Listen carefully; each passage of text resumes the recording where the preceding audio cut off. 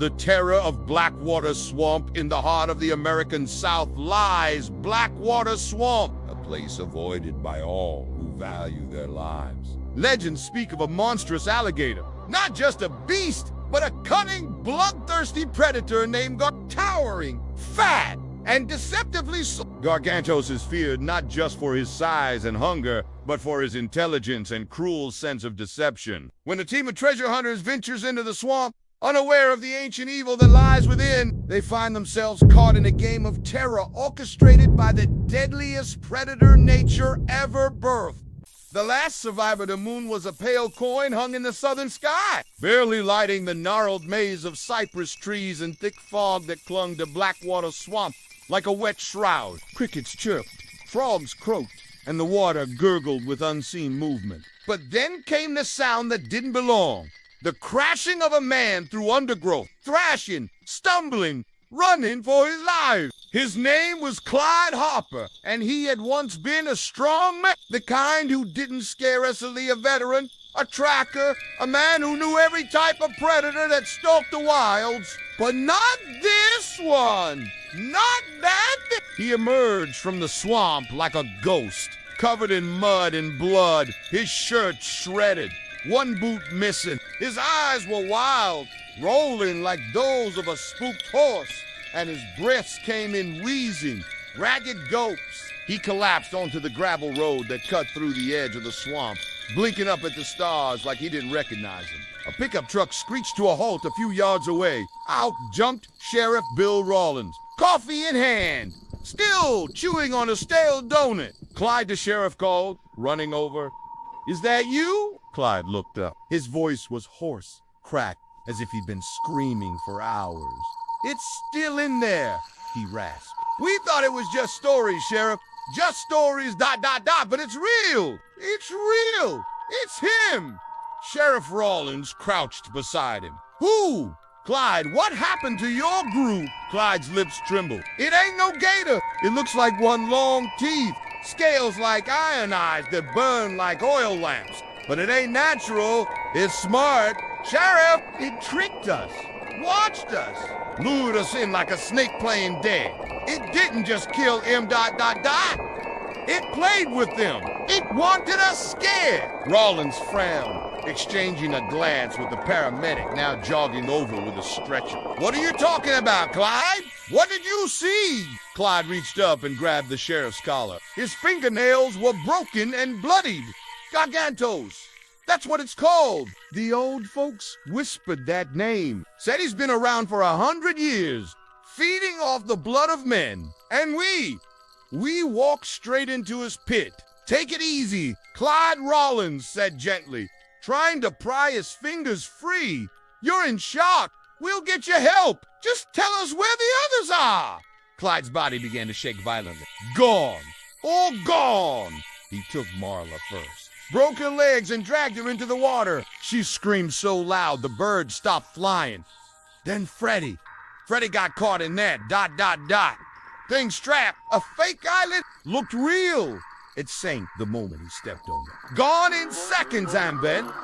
They called it the Devil's Gut. Locals never used its real name, Blackwater Swamp, unless they had to fill out a death certificate or warn an outsider. Most just spat over their shoulders and crossed themselves when the subject came up. If you were born in Duskville, you knew one thing for sure.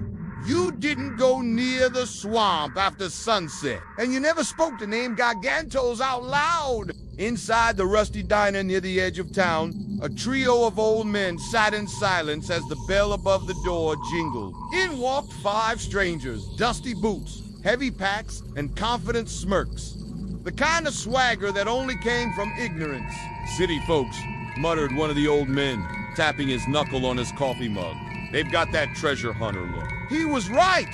Jesse Tex Marlowe, the unofficial leader, strutted to the counter and removed his faded leather hat. Tall, broad, with a deep southern drawl and a reputation for surviving in jungles. Tex had a confidence about him that bordered on arrogant. "We're looking for a guy named Harper," Tex said to the waitress. "He was with our contact team. Came down here 2 weeks ago to scout the swamp. You seen him? The waitress froze, then glanced toward the corner booth where the old man sat. She said nothing, only poured black coffee into Tex's mug with trembling hands. Behind him stood the rest of the crew. Dr. Miranda Voss, a hard-eyed archaeologist with a PhD from Yale and a loaded revolver in her belt. She wasn't here for gold.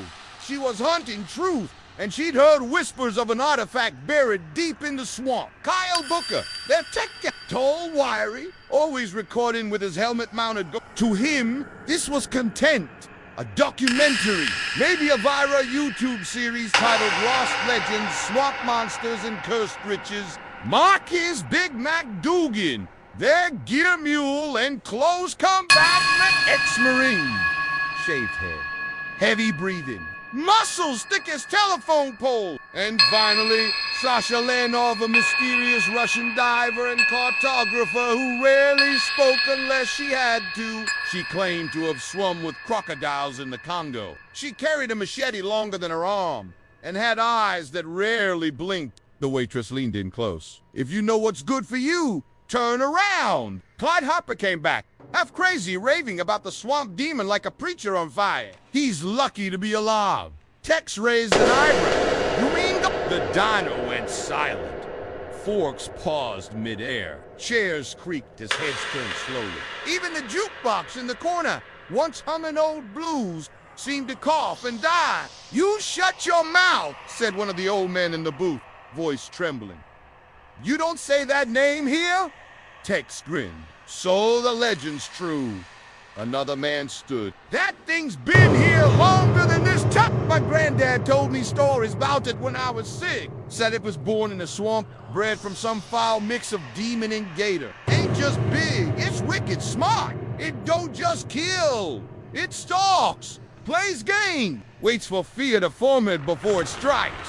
Dr. Voss opened her field notebook. What are the earliest known accounts? The old man's eyes narrowed. 1902. Whole logging crew went missing. They found pieces, boots full of feet, bones picked clean, all arranged in a perfect circle near the water. One survivor said he saw a fat-bellied monster with yellow eyes that grinned like a man. That was the first time folks whispered the name God. Sounds like superstition. Kyle chuckled, adjusting his camera. Great for views, though. Laugh all you want, son, the man growled. But if you go into that swamp, you won't be coming back. No, maybe not at all. Tex dropped a few bills on the counter and gave a nod. We'll be fine. We've handled tombs in Guatemala, caves in Papua, even that cursed stick in Egypt. Whatever's in that swamp, we can handle it. The waitress shook her head slowly. It ain't about handling it, Mr. Marlowe. It's about respecting what you don't understand. Outside, storm clouds brewed in the distance. The wind began to stir the moss-stripped trees. And a single crow caught above the telephone line, then took off toward the swamp. Later that night, back in their rented cabin, the group pored over old maps and digital scans. We've got something big here, Miranda said, pointing at the topographic overlay. There's a clearing shaped like an eye, dead center of the swamp. That's where the artifact should be. Kyle zoomed in. You think it's real? This swamp crown or whatever? I think there's a reason people died trying to find it, she replied. Sasha, sharpening her machete, finally spoke. We go. At first light, I do not want to be caught in swamp after sundown. Scared of ghost gators. Big Mac joked. Sasha didn't smile. I've swum with sharks. I've walked through snake nests. But this is different. Swamp watchers, you'll feel it. Tex clapped his hands. All right, folks. We go in light. We come out heavy. Stick close. Watch your six. Whatever this Gargantos is, it's just another overgrown lizard. And this lizard's about to get evicted. Outside, the wind howled. Rain began to fall in thick sheets, and deep in the heart of Blackwater Swamp, something stirred beneath the water, something ancient and awake. Its tail curled through the mud, its jaws flexed with anticipation. 5 came in. None would leave unchanged. Gargantos was watching, and he was hungry. Paramedic injected a sedative. Clyde's limbs softened, his eyes fluttering. Sheriff Rawlins looked over at the swamp, the heavy mist slithering along the surface like something alive. "We'll find them," he said, though the words rang hollow. Just before unconsciousness took him, Clyde whispered one final warning. "Don't go in there, Sheriff. It remembers. It never forgets a face, and it smiles when it hunts." 12 hours earlier, the sheriff stood near the water's edge at sunrise, his boots damp from dew. He'd called in a search team, but they'd found no trace, no footprints, no gear, just the boat Clyde's crew had used, drifting aimlessly in the water. A deep gouge torn through its fiberglass hull, and something else smeared across the stern. A thick trail of blood and strain, clawed prints that didn't match any known species. Back at the station, Clyde lay in a hospital bed, sedated, sweating in his sleep. He kept murmuring the same words. It watches, it waits, it laughs. By nightfall, the news had spread through the small southern town of Duskville. Children were kept inside. Old men sat on their porches, muttering and spitting tobacco juice with uneasy glances toward the swamp. And in the heart of Blackwater, beneath the black, stagnant water, something stirred. Something massive, heavy, cunning, and hungry. Its ancient yellow eyes blinked open beneath the moss, and a low, wet rumble of satisfaction escaped its throat. The last survivor had made it out, just the way Gargantos wanted. Let them come again. He enjoyed the hunt. Chapter 2. Into the swamp at dawn. The world around Blackwater Swamp was cloaked in gray mist. The sun was nothing more than a dull orb behind low clouds, casting no warmth, no light, only shadows that stretched long and moved like things alive. The swamp itself seemed to breathe. Trees twisted like skeletal arms overhead. The air smelled of rot and still water, thick with the stench of things long dead. And yet, 5 humans dared to enter. Tex Marlowe led the way, machete in hand, slashing through tall weeds and vines like a man on a mission. Behind him marched Dr. Miranda Voss, holding her digital scanner and muttering to herself about humidity and magnetic interference. Kyle was filming everything, the red light on his GoPro blinking steadily. Big Mac carried 2 massive packs of supplies on his shoulders, and Sasha, as quiet as the grave, trailed the group with her machete swinging from her hip, senses on high alert. Smells like the inside of a dying whale, Kyle muttered, swatting a cloud of gnats from his face. Tex grinned. That's the smell of buried treasure. Son, the deeper they went, the more unnatural the swamp became. The water grew darker, almost black. No birds sang, no frogs croaked. The only sounds were the crunch of their boots and the wet plop of things falling into the water. And sometimes the faint sound of bubbles, like something exhaling just beneath the surface. Miranda stopped suddenly and crouched beside a half-submerged log. "Hold on," she whispered, brushing aside moss. "This isn't a log." The others leaned in. Beneath the mud, half concealed in silt, was the decayed outline of a human ribcage. Clean, white bones, arranged neatly, almost ritualistically. Big Mac turned pale. That ain't natural. Tex stood still, eyes narrowed. Could be remains from Harper's team. Miranda frowned. This looks older, much older. Sasha pointed toward the tree line. Look! Carved into the trunks of several trees were deep claw marks. 4 jagged slashes spaced evenly apart, at least 2 inches deep into the wood, and spaced in a pattern that suggested not just strength, but precision. These are too high for any gator. Tex murmured. Unless, Kyle said, adjusting his camera, it stood on 2 legs.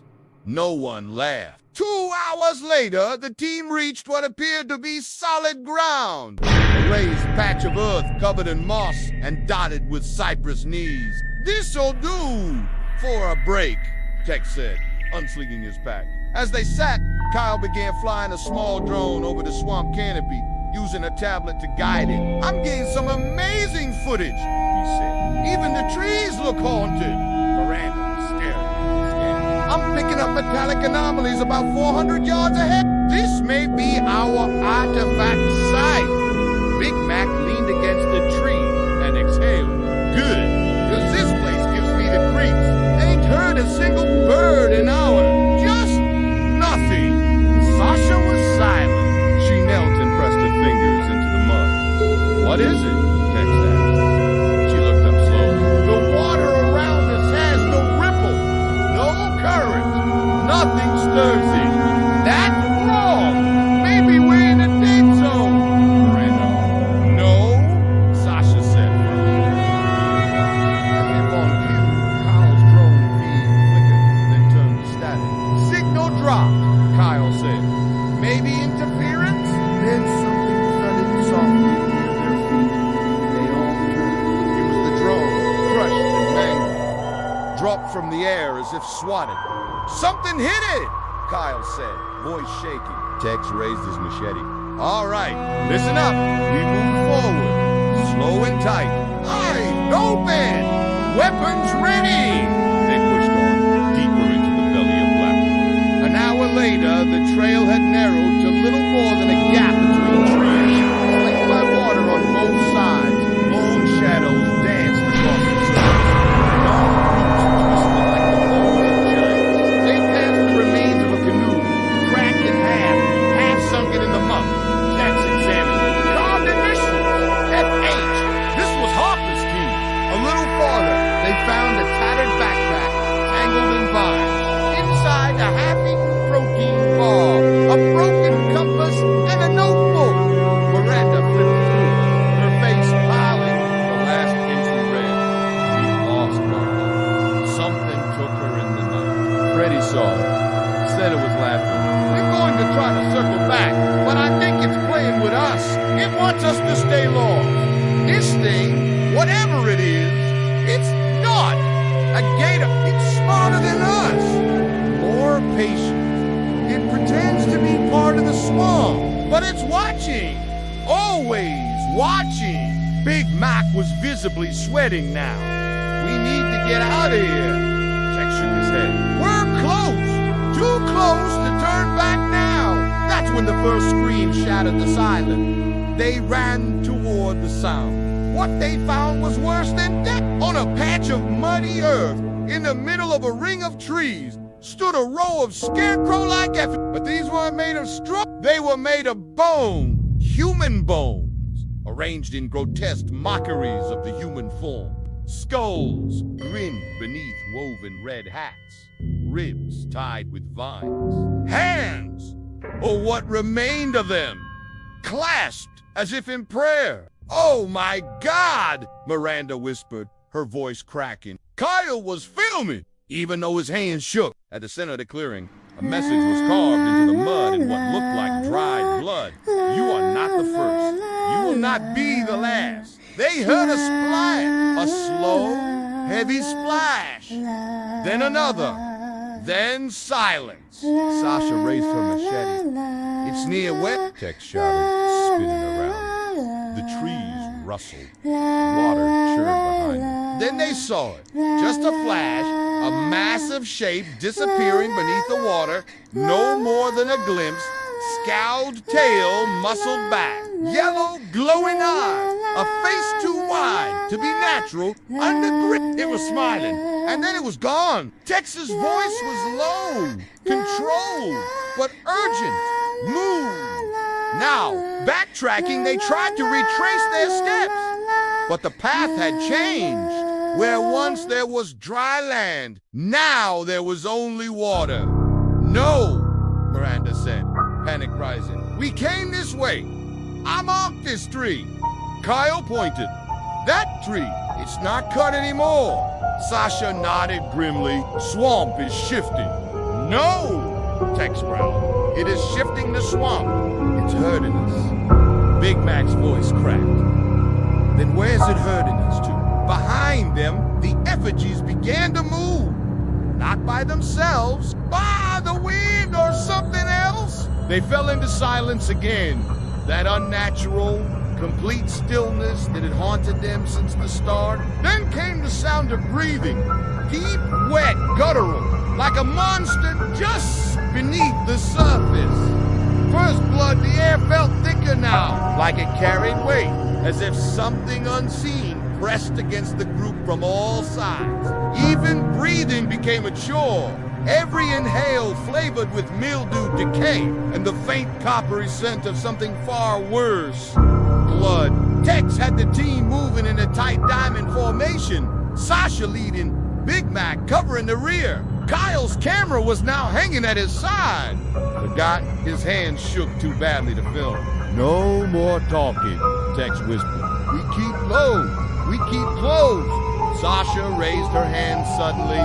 Everyone stopped. Ripple crossed the blackwater to their right. Then a second, and then a third. This one closer. Nothing broke the surface. Nothing revealed itself. But the ripples came from something large.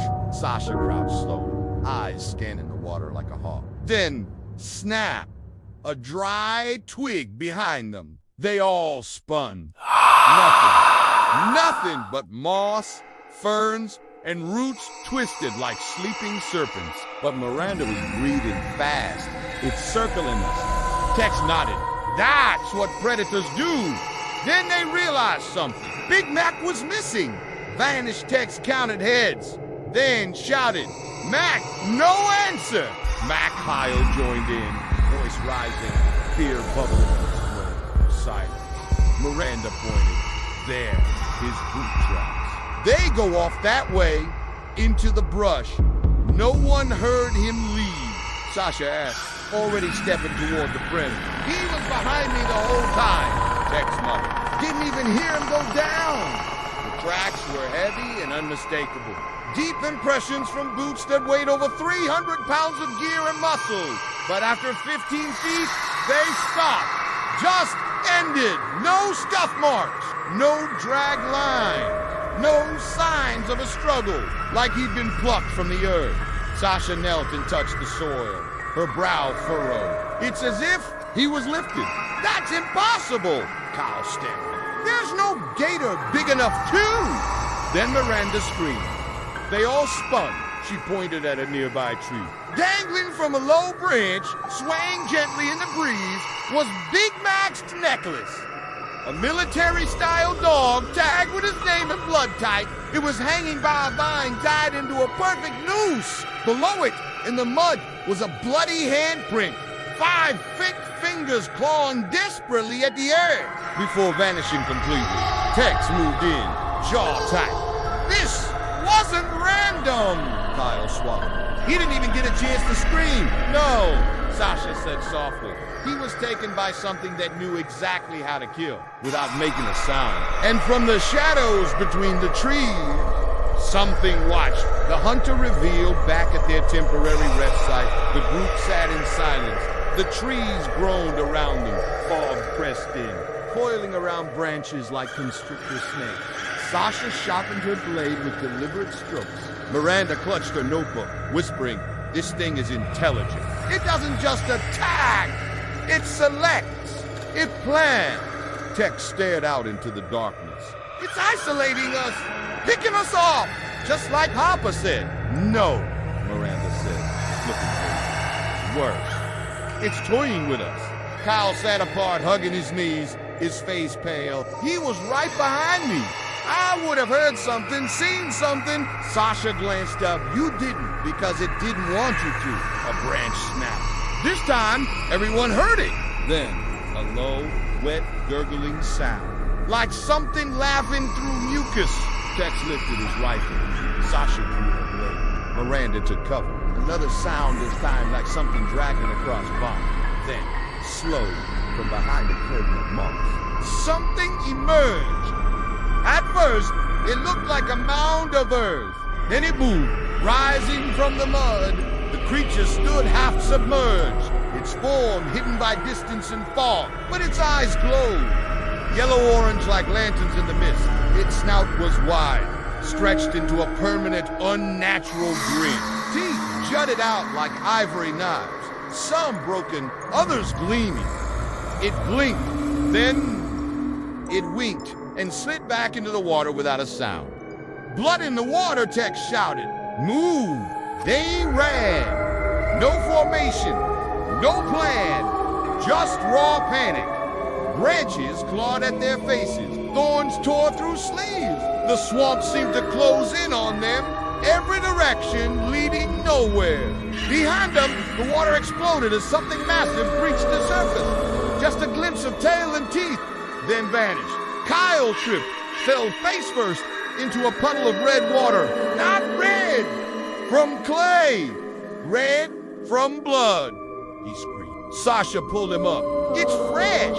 Miranda pointed toward a half-submerged tree stump. Something was impaled on it. Big Mac's backpack, split wide open. Gears inside, a single boot. Bloodied empty. Miranda turned away and vomited. Kyle was frozen, shivering. "We need to go back. Please, let's just go back." "We can't," Tex said grimly. "There's no trail. It's herding us forward, pushing us deeper in."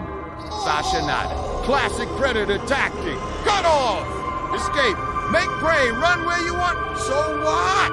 We're rats in a maze now. Kyle snapped. "No," Miranda said, wiping her mouth. "We're mice in a snake's mouth." The lure night fell fast as blackwater. The group found a patch of raised ground surrounded by trees and set up camp. Not because it was safe, but because they were exhausted, filthy, and terrified. Tex built a small fire, barely bright enough to ward off the dark. "We'll take shifts," he said. 2 awake at a time, Sasha and Kyle took first one. But Kyle was distracted. He kept staring into the darkness beyond the fire. "I saw it," he whispered. "The thing." "I saw it too," Sasha replied. "And I know what it was doing." Kyle looked at her. "What? Hunting, but not for food or pleasure," Kyle shivered. "Animals don't hunt for fun." Sasha's eyes didn't blink. "This one does." Then something drifted past them, a scent. "Swoop!" They almost floated. Miranda stirred. "Do you smell that?" Tex nodded.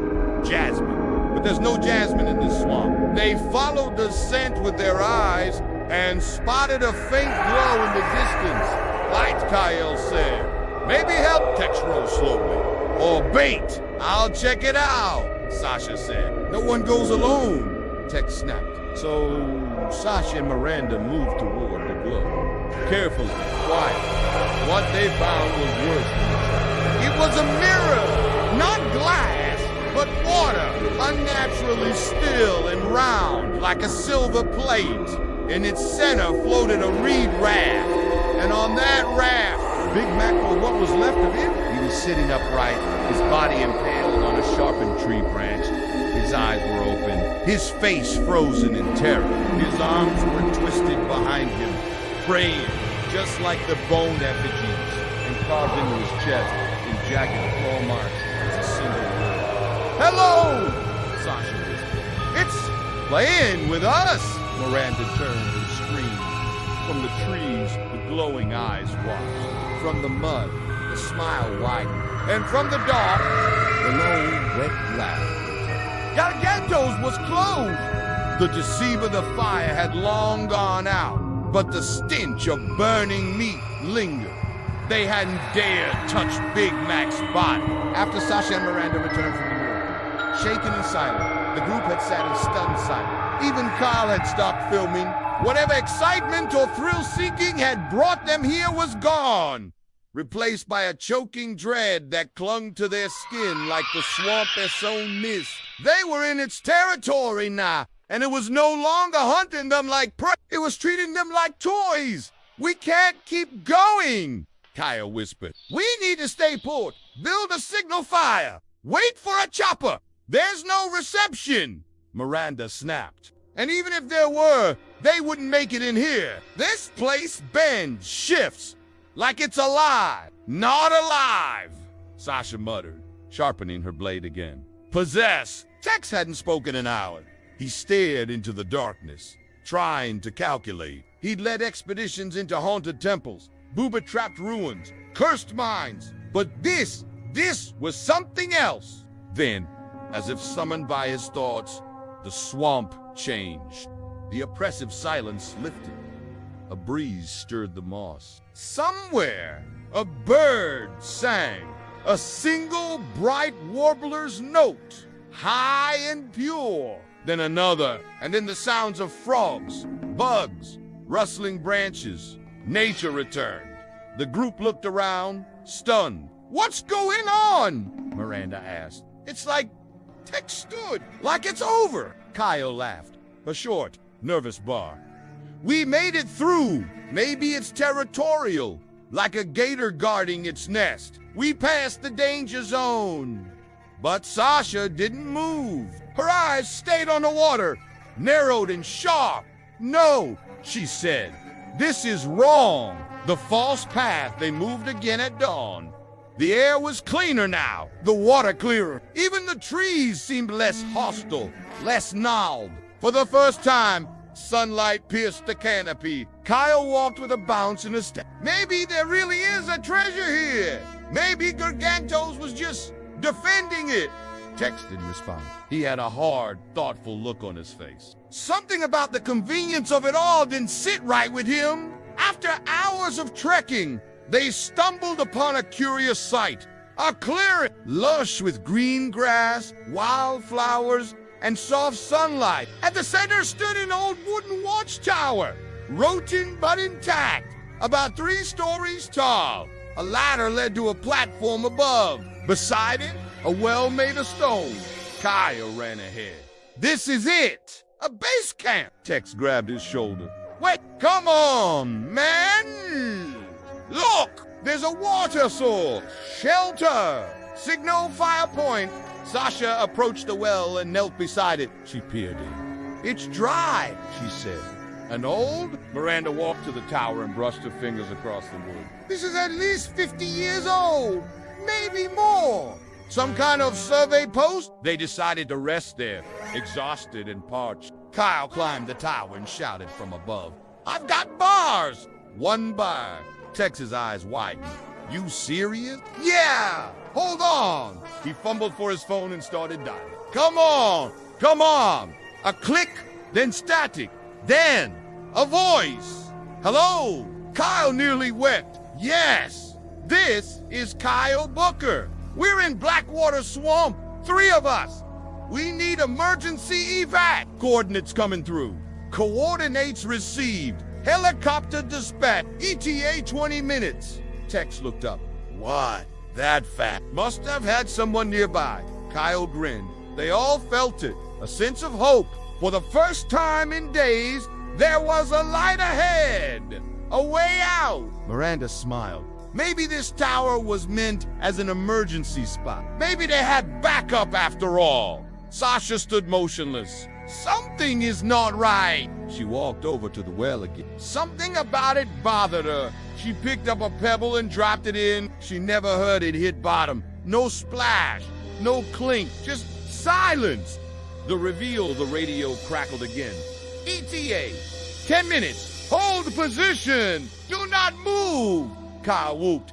"Yes, we're getting out!" Tex looked toward Sasha, who was now crouched by the well, tracing symbols etched into stones. Faint, but visible. Ancient symbols. Warning symbols. "What is it?" he asked.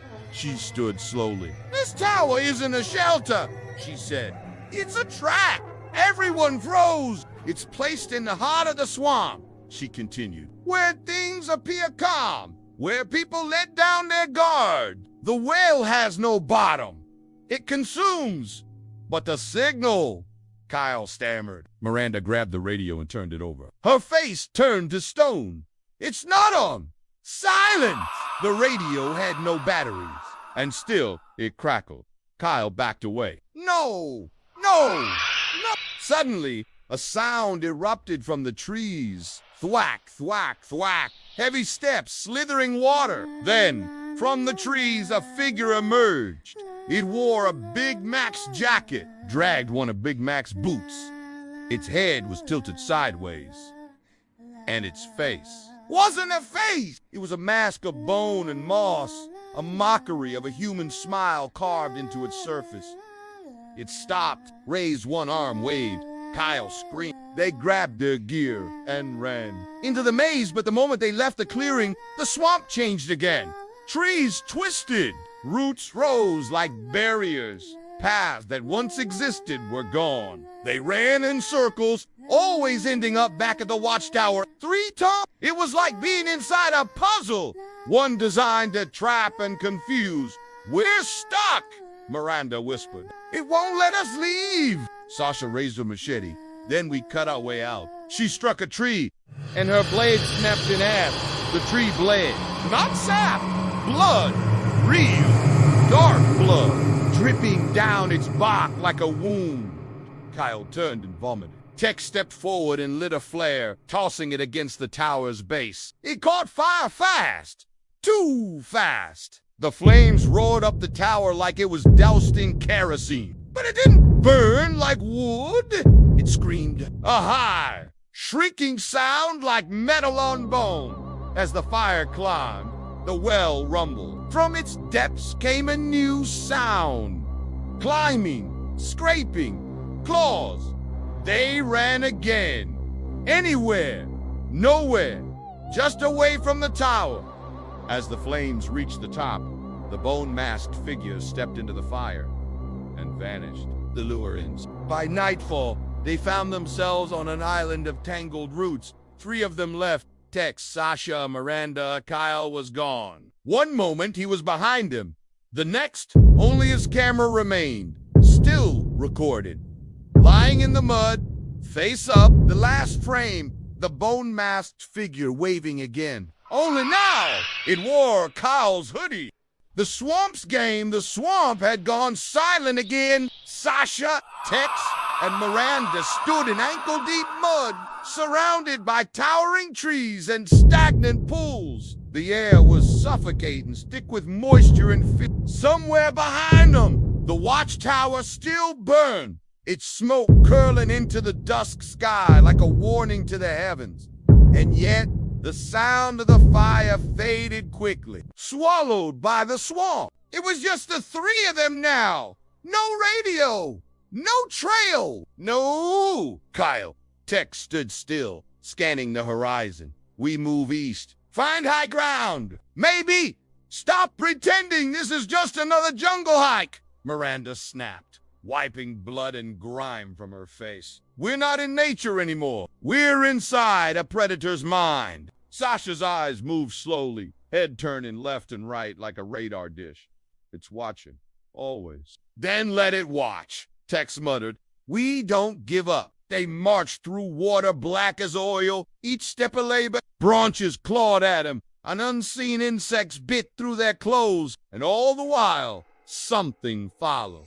They didn't hear it. They felt it. That ancient reptilian presence moving just beneath the surface, keeping pace, never attacking, just observing. The memory tree they came upon a clearing unlike the others. No flowers, no old towers, just a single dead tree, tall and skeletal, with hundreds of objects hanging from its limbs, bones, tools, rusted watches, boots, hats, pieces of people. Miranda picked up a locket, cracked open its rusted frame, and found a faded photo of a woman holding a baby. They were real, she whispered.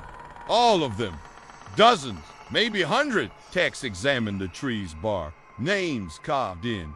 Look at this. Daniels, 1974, Gloria. Rua menos 1991. Sasha looked upward. It keeps trophies. Then, something strange happened. The wind stirred, and the 3 of them suddenly saw a memory. Flashback. The experiment, the scene unfolded, not in sound, but in sensation. They didn't watch it. They felt it! Blackwater Research Lab minus 1,952. A military-funded operation hidden deep in the swamp. Scientists in white coats, soldiers with rifles, and a massive containment tank filled with murky water and something shifting inside it. The subject was labeled Exobiospecimen, Gargantua 3. A hybrid experiment. The fusion of American alligator DNA with exotic amphibian regenerative tissue. And something else? Something not from Earth. The military had wanted a biological weapon. A predator that could be dropped behind enemy lines. Survive anything. Kill everything. But Gargantuatiga was too smart. It mimicked sleep. It mimicked obedience. Until it learned the schedule. Then it escaped. The swamp became its sanctuary, its home, its hunting ground. But something had changed in it. The experiment had warped its mind, increased intelligence, altered instinct. It no longer killed for food, it killed for dominance, for ritual, for fun. The vision ended like a thunderclap, and the three stumbled back, gasping. Tex fell to one knee. What the hell was that? Miranda wiped her eyes. It showed us. It wanted us to know. Why? Sasha whispered. To break us? Miranda answered. Suddenly a shape darted behind the trees. Large, fast. Then came a splash. And laughter. The game begins. They ran again. No path, just instinct. But now the swamp played its tricks. More openly, mirages of cabins, voices calling their names. Miranda stopped at the edge of a pond. Did you hear that? It was Kyle. It's not him. Sasha grabbed her arm. It's never them. Another voice called from the trees. Tex's voice. Then one that sounded like Big Mac. The swamp was filled with echoes. Now, echoes of the lost. Make it stop! Miranda screamed. The laughter came again, louder, and now music. A twisted version of a lullaby, played on a broken harmonica. Tex turned in place. He's taunting us. No, Sasha said. He's testing us. Tex looked at her. For what? To see which of us breaks first. Death by deception. Dawn didn't come gently in Blackwater Swamp. The sky remained murky. Pale light filtered through twisted trees, but there was no warmth, just a cold, colorless hue that painted everything gray. And worse, the swamp had grown quiet again. Tex, Miranda, and Sasha moved slowly, following the ridge path Sasha had mapped from memory. None of them spoke much. Their eyes were sunken, clothes soaked, muscles sore. But the worst damage was internal. They weren't just they were being shaped. Every wrong turn, every hallucination, every lost team member. It was all a slow, deliberate peeling away of their will, and Gargantos was watching it happen. Signs of false hope. They came upon a wide clearing dotted with oddly familiar rocks. Miranda stopped mid-stride. Wait, we've seen this before. Tex looked around. This is the ridge. Sasha said it ran straight to the altar. We followed the same heading. Sasha nodded, frowning. But this place was 5 miles behind us. Miranda picked up a rock and flipped it over, revealing the initials KB carved faintly into the surface. Kyle, she whispered. They moved the ridge. Sasha's voice was calm but tight. Not just blocked the path, shifted the landscape. It's hurting us again, Tex growled. Or distracting us. Then, ahead, a sound broke the stillness. A voice, soft, weak, human. Help! They turned as one. It came again. Please, help me. Tex raised his rifle. That's not Kyle. It can't be. But Miranda was already moving. It's not him, but it's someone. Stop, Sasha said firmly. That's how it works. But Miranda was already running. The illusion, the voice, led her through twisted trees, past a collapsed log, and into a hollow shrouded in mist. There, sitting against a rock, was a man, pale, bleeding, dressed in torn gear that looked his face was familiar. Harper and Miranda gasped. His eyes fluttered open. You came! Thank God, Chanel. You're alive, yes. He rasped. The others! They're all gone! But you can still stop it. The altar! The crown! It's the key! She touched his shoulder. We're close! You'll be okay! He looked into her eyes and smiled. It was wrong! Two-eye! Reptilian! His voice changed, deeper now, mocking. You're still falling for it! Miranda stumbled back, breath caught in her throat. The harper thing stood, shedding its human skin like a coat. Beneath was something else. Scaled, tall, too tall, with human limbs that ended in claws, a jaw that split too far down the neck, eyes glowing like lanterns. And that grin. She screamed.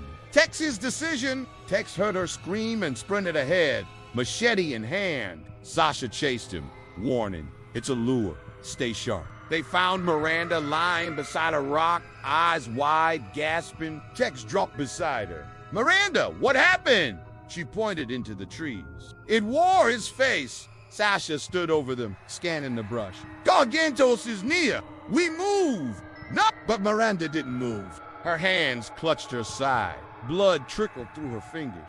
She was bitten. I can still walk, she said, gritting her teeth. Just help me up. But Sasha froze. She turned Miranda's shoulders slightly and saw something worse than the wound. A small, almost invisible, leech-like parasite under the wriggling. And then another, and another. Tex recoiled. What the hell is that? It planted something in her, Sasha said quietly. No, Miranda whispered. No. It's spreading. Tex's jaw tightened. We can still carry her. Get her to the altar. Maybe there's something there. But Miranda shook her head. I feel it in my mind. It's whispering, telling me to betray you. It's not just in my blood. She looked up at Tex. I won't let it use me. He shook his head. Don't say that. She smiled, tears streaming. You're a good man, Tex. But this is where I stop. Before they could stop her, she yanked Sasha's backup knife from its sheath and drove it into her own chest. Blood sprayed. Her body fell limp. Sasha dropped to her knees beside her. She was strong. Tex's hand shook. We were supposed to bring her home. She just did. Sasha said she refused to become another mask. They left her body there beneath the tree and marked the spot with her journal. A final record of a mind that chose clarity over corruption. The whispering path. Alone now, Tex and Sasha moved silently through the muck. No more maps, no more team, only instinct and vengeance. Sasha spoke finally. It doesn't kill like a beast, it kills like a god. Tex nodded. And gods bleed. They followed a narrow path lined with shattered bones and broken spears, like a trail of warnings left by victims who had tried and failed before them. Eventually, they reached a clearing with no mist, no illusions, just stillness. A mound of ancient stone rose ahead. Vines draped its sides, and crude steps led to an altar at the top. At its center sat an object, a golden crown, shaped like a coil of gator teeth, each tip etched with runes. Tex stepped forward, whispering, Is that it? It's the source, Sasha replied. The thing the swamp protects? Tex turned to her. Then we destroy it. Sasha nodded, but something in her face changed. Something cold. Or we use it, she said softly. Tex froze. What? Her eyes shimmered, not with hope, with hunger. It speaks. Tex, not to you, but to me. She stepped closer to the crown. It says, I can be more than prey. Tex raises machete. But her hand shot to her belt. She pulled her own blade. Crown of teeth, Tex and Sasha stood opposite each other, 10 feet apart with the ancient altar between them. The crown of teeth shimmered faintly in the gray light, glistening as though wet. Each jagged point curved inward like fangs ready to clamp down on whoever dared claim it. Tex's fingers tightened around the handle of his machete. His breathing was shallow. You're not thinking clearly, Sasha. I've never thought more clearly, she said, her voice strange calm, distant. It's like it's always been there. Whispering, watching, waiting for someone strong enough. It's using you. No, she said, stepping closer to the crown. Eyes locked to its center. It's choosing me. She reached out. Tex lunged forward, shoving her away just as her fingers brushed the crown's edge. Sasha stumbled back, her blade flashing, and the two collided violently. Metal clanged. Tex ducked the first swing and blocked the second with the flat of his machete. Sasha growled, "This isn't you! I don't want to be me anymore!" She screamed, "I want to be the hunter, not the hunt! I'm tired of running!" She slashed again, wild, precise, and fast. Tex grunted as the edge cut across his shoulder. Blood sprayed onto the stone. The crown responded. Its glow brightened. A pulse of warmth spread from the altar, rippling through the swamp. Far off, water stirred. Trees bent slightly. Something huge beneath the earth shifted. Sasha stopped, breathing hard. The crown pulsed again. A second heartbeat. It was alive. "Do you feel that?" she whispered. "It's calling. It knows I'm worthy. You don't want power," Tex said. "You just don't want to die." She looked at him, eyes wide with something between rage and despair. "Is there a difference anymore?" He dropped his machete to the ground. Sasha hesitated. "You want it?" Tex said. "Take it. But if you put it on, you're not you anymore. You're part of it." She glanced at the crown. It gleamed, more beautiful than gold, sharper than bone. Then she looked at Tex and saw not a rival, but a friend. A final tear traced her cheek, and she turned the blade inward. The sacrifice! Tex dove to stop her, but he was too slow. Sasha had plunged the knife beneath her ribcage. Not deep enough to die instantly, but enough to fall, bleeding heavily, beside the altar. Tex caught her, lowering her gently onto the moss. She smiled up at him. "I couldn't let it win," she whispered. "It was already inside me talking, planting thought." He tried to stem the blood, but it was pouring too fast. "I saw everyone's faces again, Kyle McMiranda." She coughed. "And I saw mine, but it wasn't mine anymore." Her hand reached up, not to the crown, but to Tex's face. "You have to finish it!" Then her hand fell away. Her breath stopped. And Sasha, the warrior, the survivor, was gone. Tex sat motionless, her head cradled in his lap. The swamp was quiet. Then the altar hummed. Gargantos ascends. The crown lifted by itself, levitating a few inches above the altar. Black vines erupted from the earth, curling around the stones like fingers from a buried corpse. The roots writhed. The altar cracked, and from beneath it rose something vast. Something ancient. Tex staggered back as a massive form emerged, towering into view. Gargantos, now fully revealed. Its body was a warped fusion of alligator muscle and something alien, something grown in darkness, with scales that shimmered like obsidian. Its mouth stretched too wide, filled with rows of endless jagged teeth. Its eyes glowed like twin suns, and its massive tail dragged scars into the earth as it moved. On its head, not placed, but grown into its skull, sat the crown of teeth. It had never been separate. The crown was part of it. Tex realized the truth.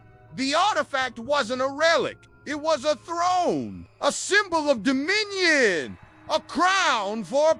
And now, the god was here. Gargantos roared, a deafening sound that shattered the nearest trees.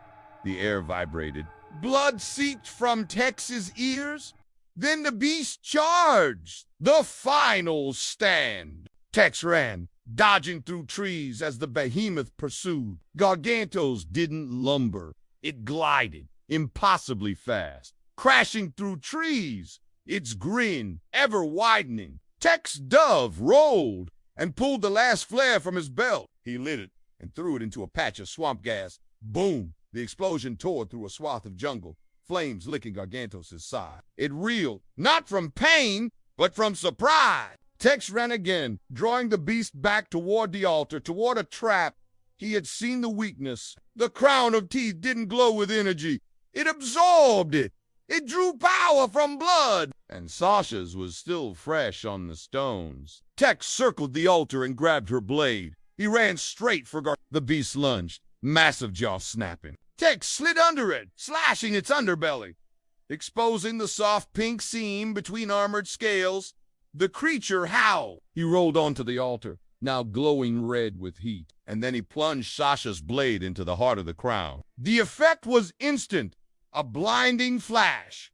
Garganto shrieked, not just in pain, but in confusion. The crown cracked. Its edges split like shattered ivory. Black liquid like ink poured from the cracks. The crown crumbled. Gargantos froze mid-step. Its eyes dimmed. Its mouth, once open in glee, then, slowly, it collapsed. Body shaking the earth. Tail twitching one last time before it lay still. Head half submerged in the mud, dead. The god of the swamp was dead. Epilogue, the survivor Tex limped from the swamp 2 days later. Emaciated, wounded, covered in dried blood and claw marks, but alive. He collapsed on the edge of a service road and was found by a ranger patrol who had dismissed his radio call as a prank.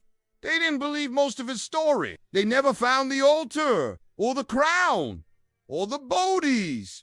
But Blackwater was closed. Forever? Fenced off. Declared toxic. Because something in the earth had changed. The fog had lifted. Birds returned. And for the first time in decades, the swamp was quiet. Not with fear, but with peace. Tex left the ranger station that night, never to return, but deep down, he knew. Not all monsters die forever, and some gods only sleep. End of chapter 7.